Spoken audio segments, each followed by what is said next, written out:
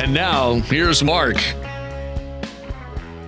So are you a single issue voter this election season? On November 3rd, are you going to the polls to vote for a single issue? And what would that issue be? Is the issue abortion? And can we justify voting based on that single issue? And I guess as part of that, should we vote to overturn Roe versus Wade? That's what we're going to be talking about today on the Mark Harrington Show.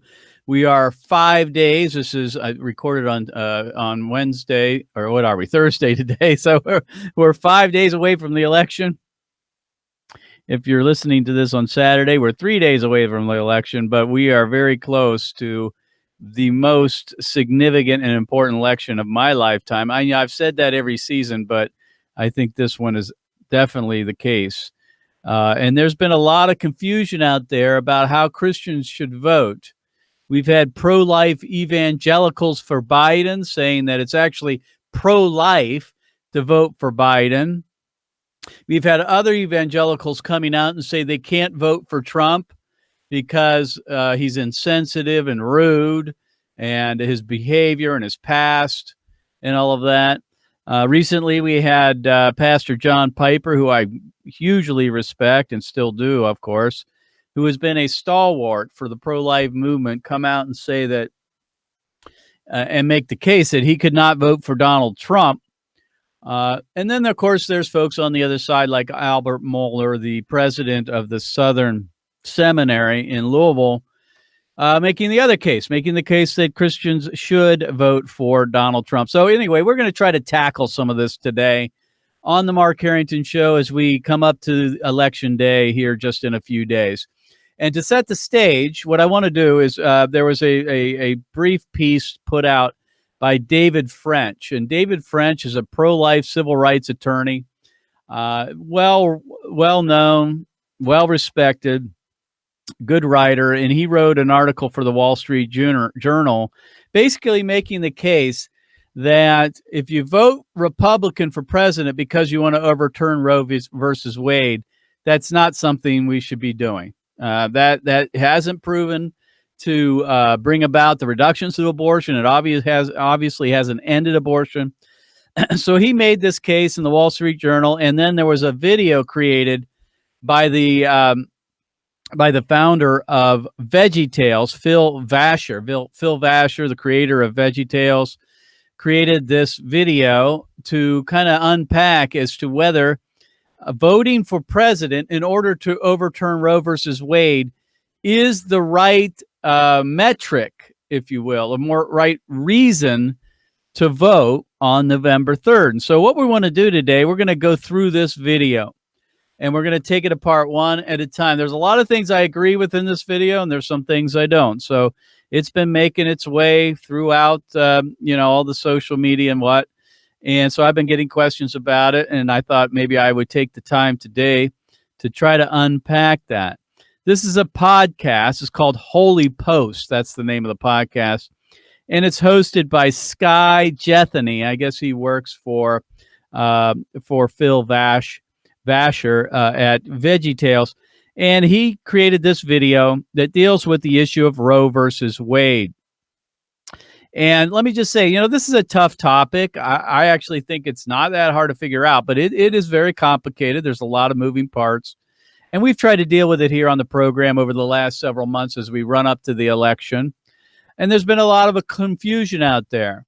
Let me just say up front, if you're a pro-life Christian and you claim Christ and you love Jesus, you can't vote Democrat.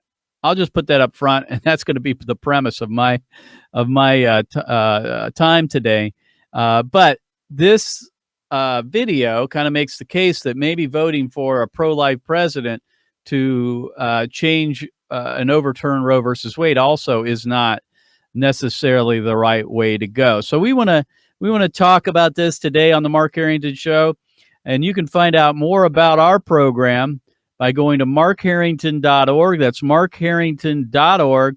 We're also streamed live on our Facebook page, Created Equals Facebook page, my page, and also on YouTube. You can pick up our podcasts on generally all the podcast platforms. You can pick up the Mark Harrington Show. So let's do this. We want to load up this video, but before we do, let me read this scripture. And this is found in 1 Timothy chapter 5. Let me get to it here. 5 verse 22.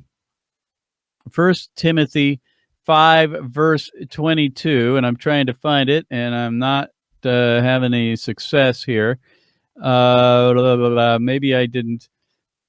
Well, I can't put my finger on it. I'll pick it. Oh, there it is. Okay, so here it is. 1 Timothy 5:22, and this is the Apostle Paul talking to Timothy, writing to Timothy, and he's talking about church leadership mainly, and identifying yourself with other leaders in the Christian church. And so it doesn't directly, apply to voting, but I think there is the concept is the same. And he says this: do not lay hands upon anyone too hastily. In other words, do not identify with them or put your imprimatur on them. You're putting your reputation at stake. He says, do not lay hands on anyone too hastily, and thereby share responsibility for the sins of others. Keep yourself free from sin. And that is the standard, that we would not identify with the sins of others by associating with them, by not just necessarily relating to them. Obviously, we want to relate to people, but by, putting our credentials on them anyway. So this is something that I've looked to when it comes to voting. I think it has something to do with it. Anyway, let's move on. If you would, Mr. Producer, go ahead and cue up this first clip. This is, again, this is the video created by Holy Post, which is the Veggie Tales podcast. So the first clip, go ahead and play the first clip. For almost 50 years, Christians have been told that who you support for president will either save or sacrifice the lives of unborn babies. This has led a lot of pro-life Christians to become single-issue voters, willing to overlook everything else about a candidate as long as they're against abortion. All right, so the point here is what he's saying is that because of Roe versus Wade, it's forced Christians, evangelical Christians, to be one-issue voters. Well, I don't think that has anything to do with Roe versus Wade per se. The goal, folks, is to outlaw abortion. That is the goal of pro-life movement. Outlawing abortion has always been the goal. If you're going to protect the unborn, the vulnerable, the best thing you can do is make it illegal to kill them. I mean, that would make sense, right? If you have a vulnerable people group like the unborn, and they're vulnerable to murder, to killing, the best thing you could do by being a good neighbor is to protect them in law, make it illegal. That's justice. So the goal of the pro-life movement isn't to overturn Roe versus Wade, although that is one of them.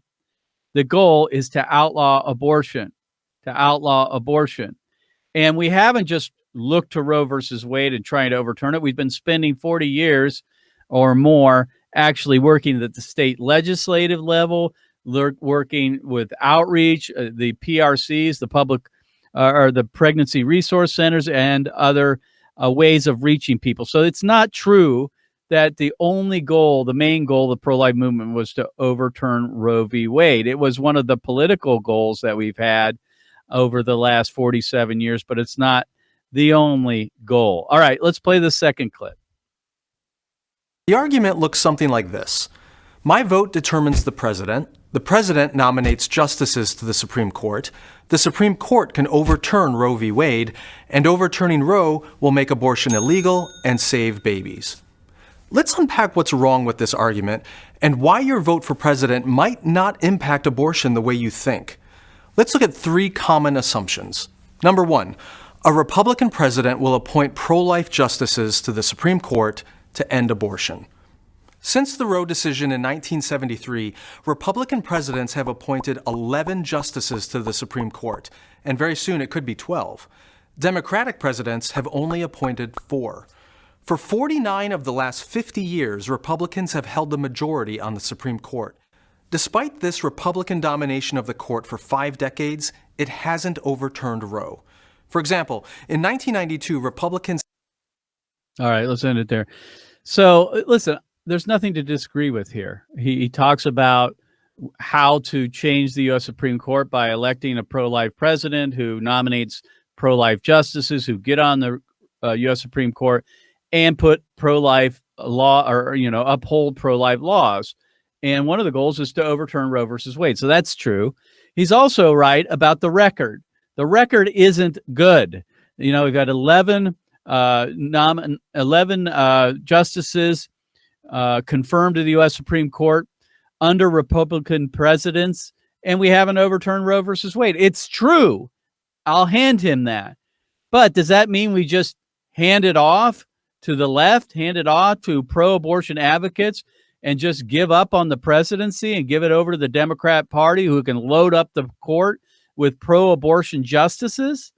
I think not. And even if you separate the abortion issue out of it, which I think the U.S. Supreme Court has done some good on abortion. They've outlawed partial birth abortion. They've upheld restrictions on funding abortion. They've upheld restrictions on abortion across the board at different levels over the last 47 years. So it's not like it hasn't done any good. It's done a lot of good. It hasn't overturned Roe. They haven't overturned Roe, but it has done some good on abortion by reducing the numbers of abortion. But it's true that the record of the Republican Party and Republican presidents isn't very good until President Donald Trump showed up on the scene, and he's the first Republican president, the first pro-life president that's put 3 justices on the Supreme Court of the United States.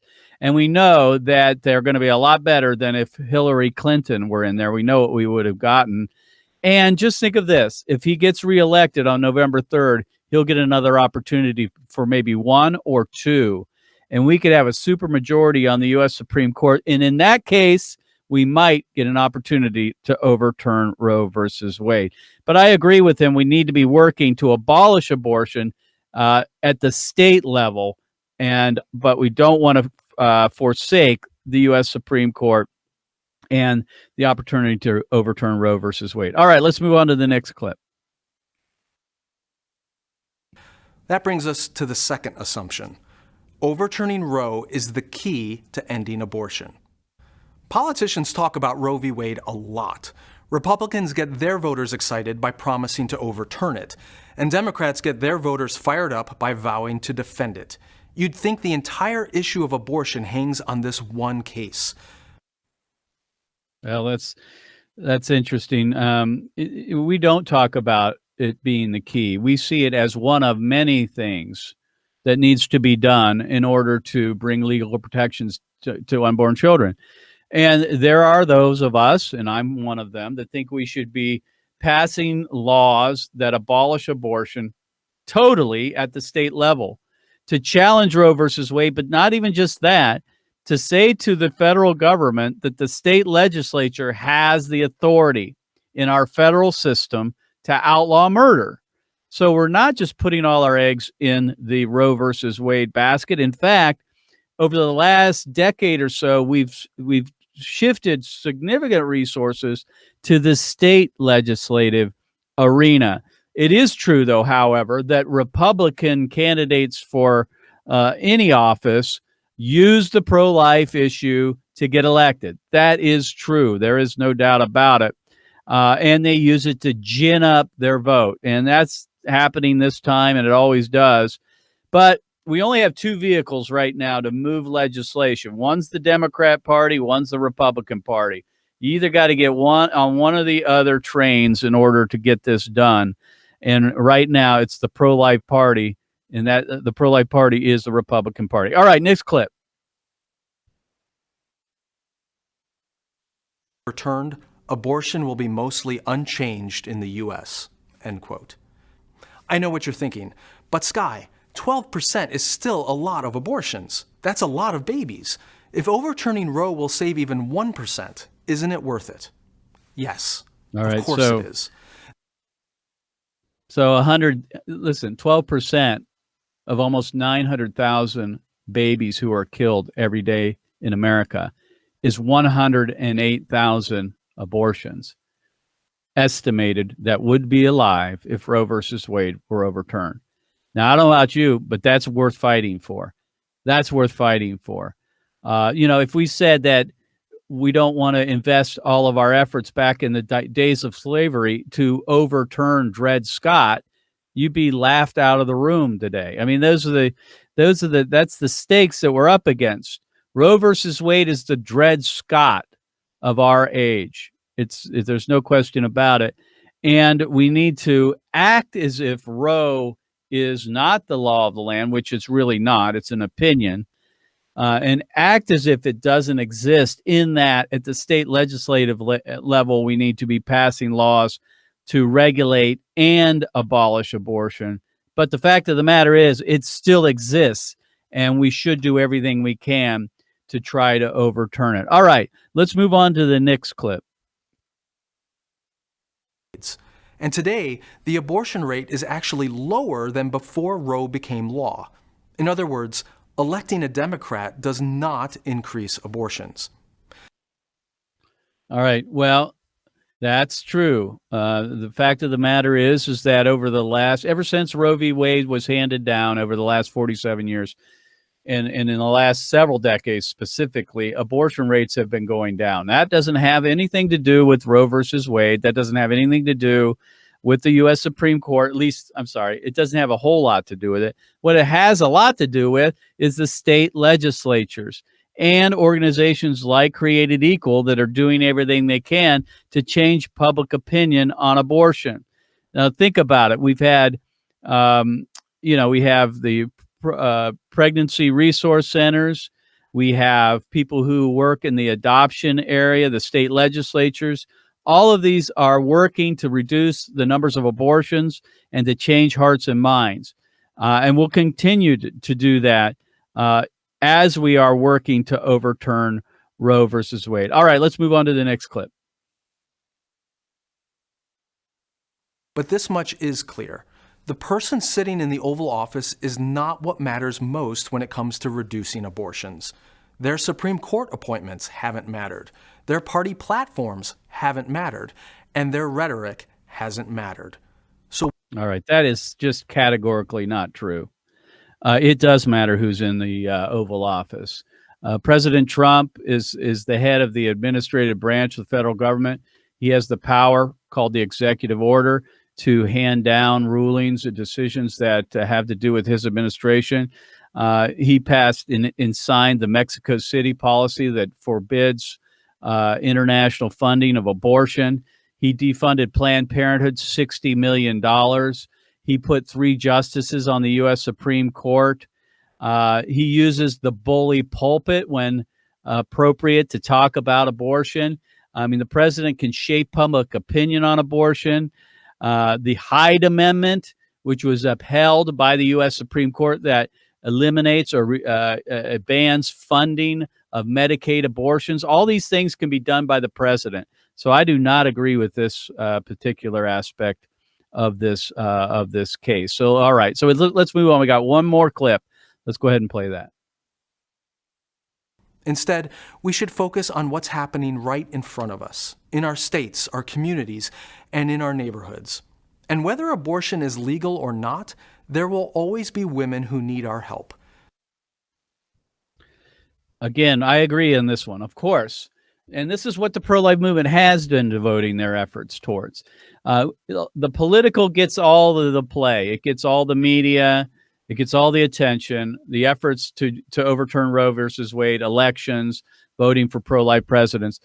But the majority of the pro-life movement is not focused on politics. What they're focused on is changing hearts and minds. They're focused on reducing abortions by supporting pregnancy resource centers.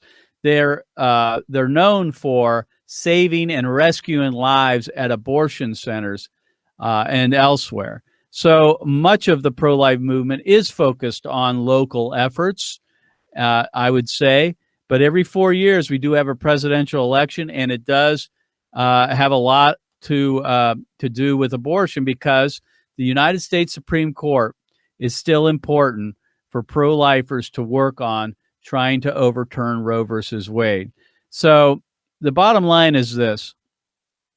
Our efforts to overturn Roe versus Wade, to work through the electoral process, to put presidents in the White House that can nominate and confirm, and the Senate confirm justices of the Supreme Court, is not a waste of time. Is it, are we spending too much time over there? Possibly, but it's not something that we should abandon altogether. We need to continue to fight to try to get a president in the White House who can nominate justices to overturn Roe versus Wade. And we're closer than we've ever been. In the 25 years I've been doing this, we are closer than we've ever been to doing this. We have 3 new Supreme Court justices just in the last 4 years. And if President Trump gets reelected, we might get a shot at a couple of more. So to me, it's like living in the 1860s, and it's like slavery. I believe abortion is the single issue which, if a candidate gets wrong, should disqualify them for holding public office.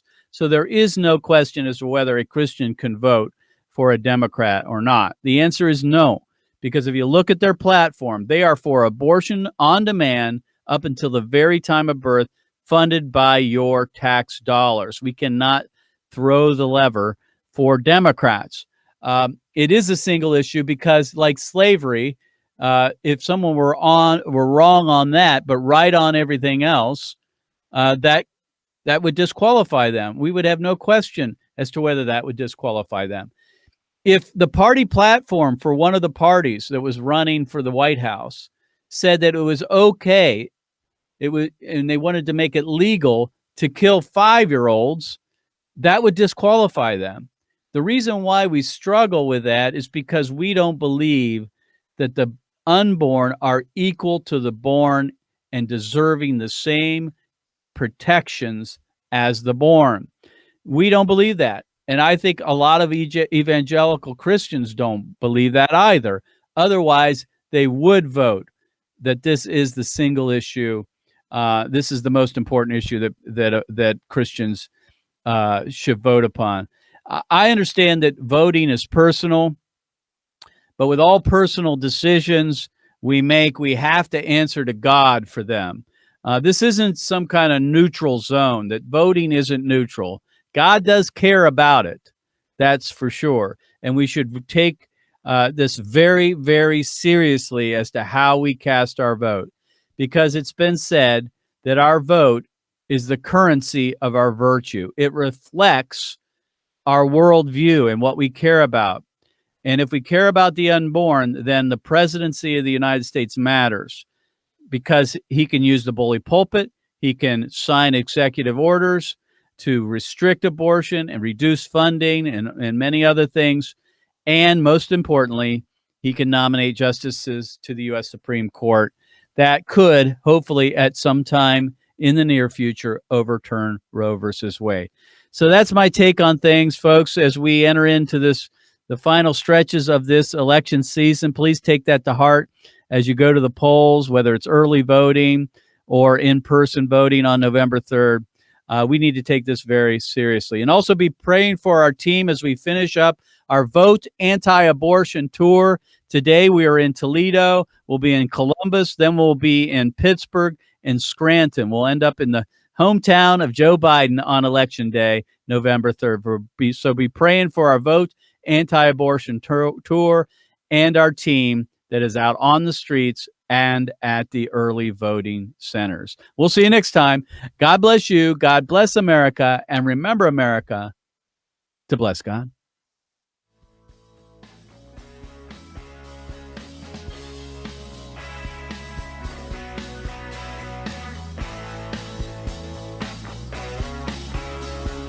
You've been listening to Mark Harrington, your radio activist.